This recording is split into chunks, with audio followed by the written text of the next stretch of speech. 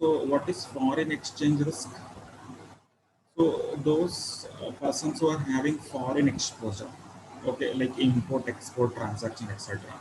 So foreign exchange risk is the risk that exists when financial transaction is denominated in a currency other than the domestic currency. So first thing you should understand, foreign exchange risk is those risks which will arise only if your transaction is denominated in foreign currency. Okay, if your transaction is in Indian rupees, from India point of view, if we'll talk your transaction is in Indian rupees, then there will be no foreign exchange risk. Clear? So foreign exchange risk will arise only if your transaction, financial transaction, is denominated in currency other than, very important, other than domestic currency. Means in short, if we can say, if your transaction is denominated in foreign currency, there will be foreign exchange risk. And normally all imports and export transaction, import and export transaction are denominated in foreign currency only. Normally they are denominated in US dollars. Okay, which is a foreign currency for India. So there will be a foreign exchange risk. So two things you have to understand. Foreign exchange risk will arise only if first you should have a foreign exposure.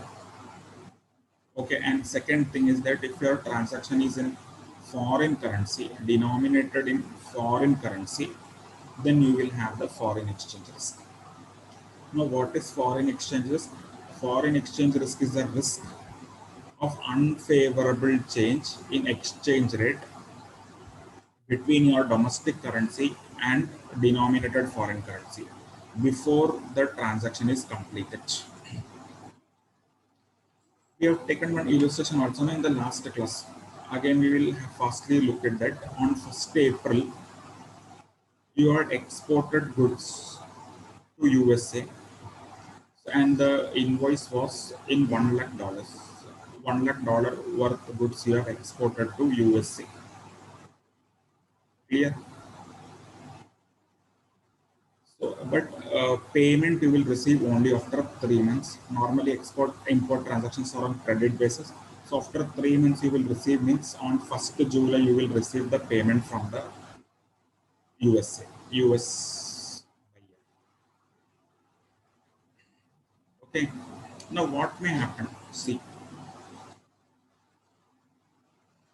now on 1st April you have exported goods to USA $1 lakh, and your buyer in USA will give you the payment only after 3 months. That is July 1st. You can assume you will get the payment. Now what will happen? US buyer will give you dollars. Okay, invoice is in dollars, so you will get $1 lakh in your bank. Now you cannot use dollars in India, okay, because India's currency is rupees. Now you will have to convert this dollar into rupees, okay. For using that money in India, you will have to first convert that to rupees.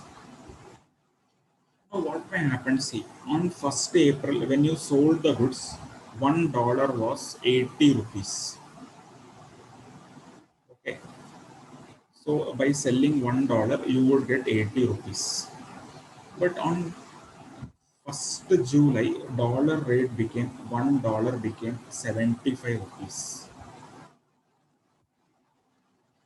Now what will happen? See, if you would have got the payment on 1st April, you would have got $1 lakh into 80 lakh rupees you would have got, because $1 rate was 80. So by selling $1 lakh, you will get 80 lakh rupees. Okay.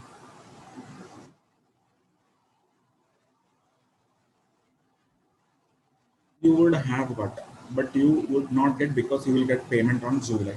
Now, when actually you will get the payment on that date, the rate was 75, rate became 75. Now you will get only 75 lakh rupees. So this is a downside movement in the dollar rate, which is unfavorable for the exporter. So this is a foreign exchange risk which will be present from the date of transaction till the date it is completed. From 1st April to 1st July, the transaction is open. No, it is not yet completed because you will get the payment on July in July. Till that time, there will be open exposure for an exporter. It can be for importer also, or it can be for any person who is having dealings in foreign currency.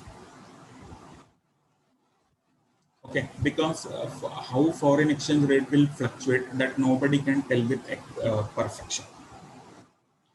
So this movement of dollar from 80 to 75 is unfavorable for an exporter. Okay, it is not favorable for the exporter. Clear? So this, you can say, this risk which is always present about the downside movement or unfavorable movement in the exchange rate between domestic currency and the foreign currency, this is known as foreign exchange risk. Foreign exchange risk. Okay. Now this risk, everybody know there will be risk. So now next step will be what? You should take steps to manage that risk. Okay, that is reduce the risk. Now every business who is having import export transaction will be knowing that they are having foreign exchange risk, obviously. Okay. Now what they will take? They will take some steps through which their risk will be reduced. Okay. And one very good step method for mitigating the risk is entering into a derivative contract. Derivative is a very good risk management technique, not only in foreign exchange, in any risk you can manage using derivatives.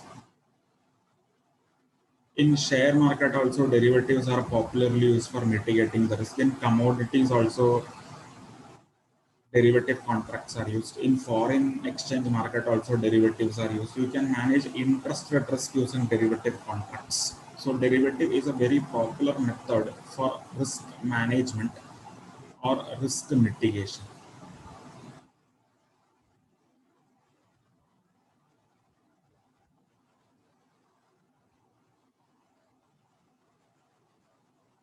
Derivatives are used in number of areas, in capital markets, in commodities, in interest rate risk management, okay, in foreign exchange markets.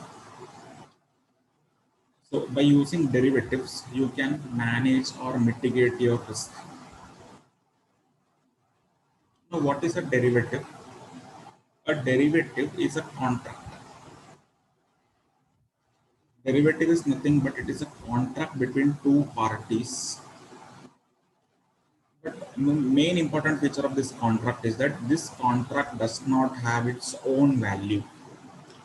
Very important. A derivative contract will not have its own value, but it will derive its value from something else. And that something else is known as underlying asset. So if you will enter into a derivative contract, two persons are there, A and B. If they are entering into a derivative contract, okay, that contract will not have value. That contract will take its value from some other thing, which is known as underlying asset. Very important. So you should always remember that derivative is a contract between two parties which does not have its own value, but which derive its value from an underlying asset. That underlying asset can be anything. Okay, if you are entering into a derivative contract in commodity market, underlying asset will be commodities. Okay, if you are entering into a derivative contract in the share market, underlying will be the shares prices of the companies. So underlying value is used to determine the value of the derivatives. Okay, so just understand derivative is what a contract between two parties are there, but which derives value from an underlying asset which does not have its own value. Such contracts are known as derivative contracts.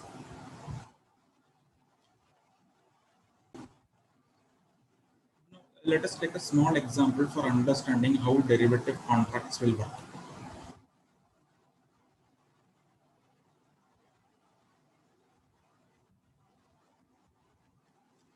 See, now there is a wheat farmer. One wheat farmer is there who wish to sell their harvest at a future date. Okay, to eliminate the risk of change in price, they will enter into a derivative contract. How they will enter?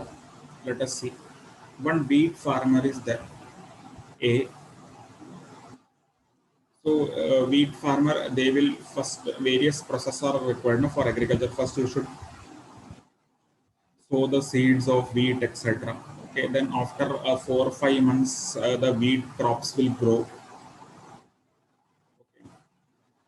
So let us take in January, in month of January, the A has put the seeds of the wheat crop in the field. Okay, now it will take some time. Let us say by May it will grow, fully grow. Okay, now after the crops are grown, the farmer have to sell to somebody.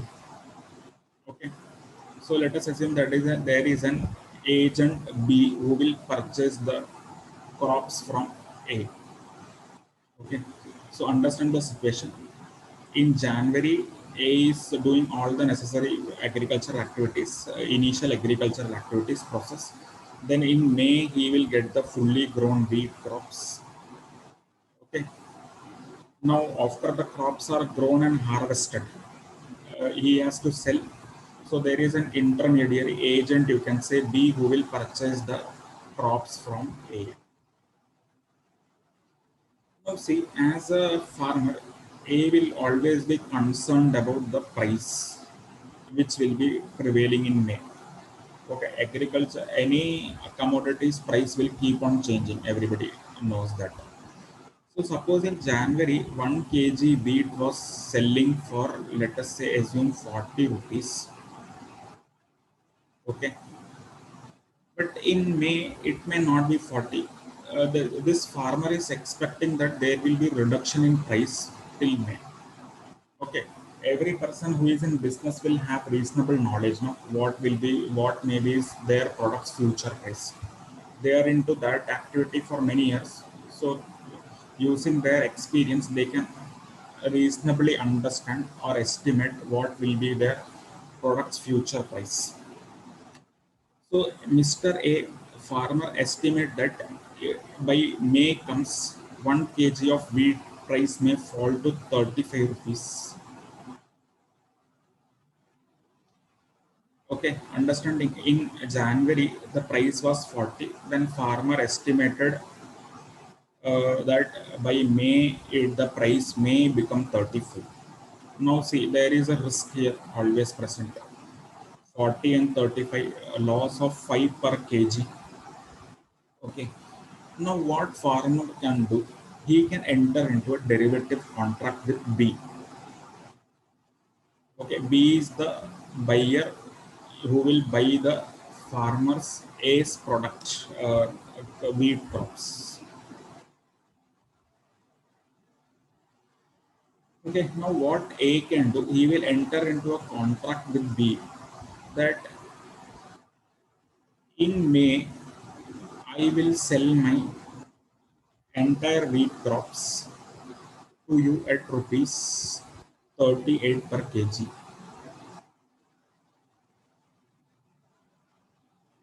This is a contract, derivative contract. Okay, because it is a contract between A and B, so it is a contract. This contract is derivative because this contract is not having its value. In this contract, price of wheat is used. See, so here wheat is the underlying asset. Okay, this contract is entered for what purpose? For mitigating the risk.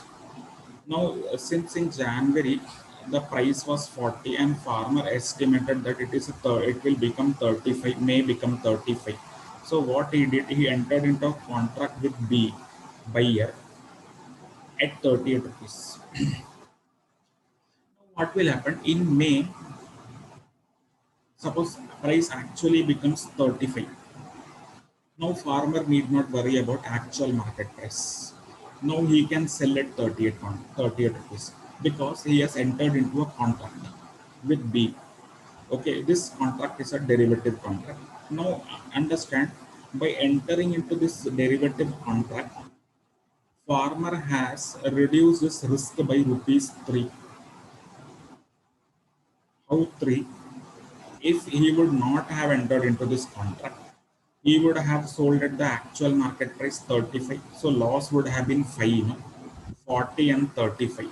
5 rupees he would have lost. Now by entering into this contract, he is selling for 38 rupees. Now his loss is actually only 2 rupees, 40 and 38. So 3 rupees loss he has saved by entering into this contract. So this is the advantage, or one of the risk management technique, which is a derivative, and this contract is known as a forward contract.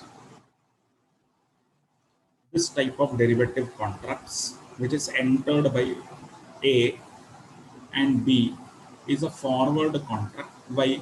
Because this contract is entering in January only for May. So this contract is entering for a forward date. So such contracts are known as forward contracts. Okay, such derivative contract which is entered by A and B is a forward contract, because A will enter into contract in January only, but actually he will implement that contract in May. So such type of contracts are known as forward contracts. Okay. So now you would have understood how derivative works and how it is used for managing the risk. So what are the features of derivative? See, it is a contract. This contract does not have its own value. It derives its value from the underlying asset. It is an obligation. Once you have entered into contract, you have to fulfill that contract. Okay, derivatives can be direct, that is OTC, over the counter, or it can be exchange traded. Okay. So what is the difference between direct derivative and exchange traded derivative? That all we will understand in the next class. What are the different types of derivative, etc. All that we will understand in the next class. So for today we are stopping here only. Okay.